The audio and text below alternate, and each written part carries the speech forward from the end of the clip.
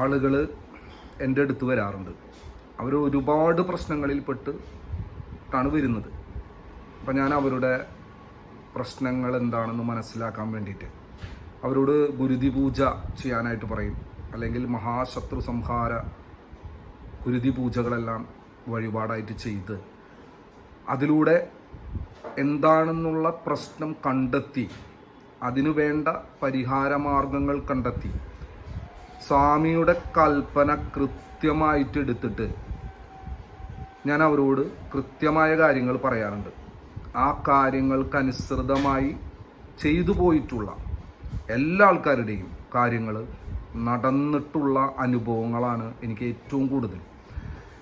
പക്ഷെ എല്ലാവരുടെ അടുത്തും ഞാനത് പറയാറില്ല. കാരണം ഒന്നാമത് അവർ അത് ചെയ്യണമെന്ന് നിർബന്ധമില്ല.